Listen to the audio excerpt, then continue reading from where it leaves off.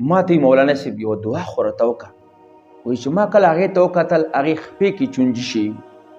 ما ورنه پوښتنه وکړه چې خیر شه تا د خپې کې چونجي څنګه شوي دي او د څه دعا غواړې ما نه څه دعا درته وکړم. وایي هغې راته خپله واقعه بیان کړه. مولانا عبدالشکور دیني پوري رحمه الله فرمایي چې زه یوه ورځ ګجرانوالي شهر کې روان وم. یو سولګري منظر پرېوتو. وایي کله چې هغې زه ولیدم فوراً یې رامنډه کړه. ما ته یې مولانا صاحب ودرېږه یوه خبره درته کوم، پیسې درنه نه غواړم، صرف یوه خبره درته کوم. وایي چې کله نږدې راغلو ما ته یې مولانا صاحب یوه دعا خو راته وکړه. وایي چې ما کله هغې ته وکتل هغې خپې کې چونجي شوي. ما ورنه پوښتنه وکړه چې خیر شه تا د خپې کې چونجي څنګه شوي دي او د څه دعا غواړې ما نه څه دعا درته وکړم.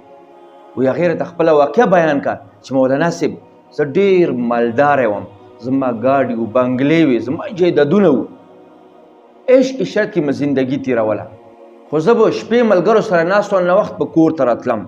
چې کور ته راغلی نو زما مور به ناسته زما انتظار به یې کول. ما ته یې به ویل بچیه په وخت راځه، زه ستا د وجې نه بې ارامه شوم، زه خوب نه کړم تر څو پورې چې ته نه وې راغلی، لږ په وخت راځه چې زه خوب کوم. وایي دا زما عادت و. وایي یوه ورځ زه ناوخته راغلم، ملګرو سره مې نشه کړې وه.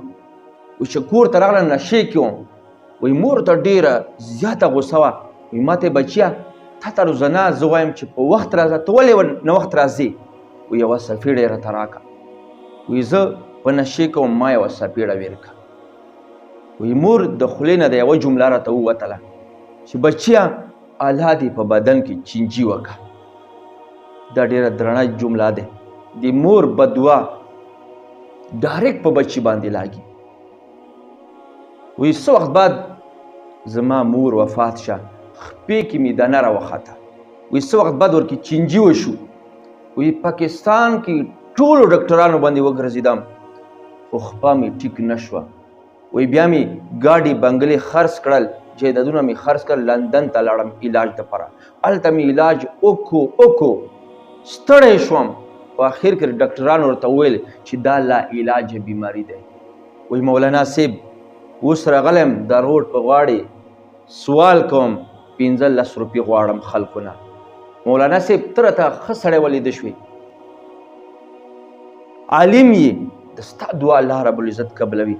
ما ته خو یوه دعا وکړه چې الله پاک ما ټیک کړي. ما ورته ویل دعا به درته وکړم خو د مور ازار وهلي دا کله بیا په دعا باندې روغ شوي دي. نو د مور بددعا نه ځان وساتئ. مور بددعا د بچي په حق کې کله هم الله پاک نه رد کوي.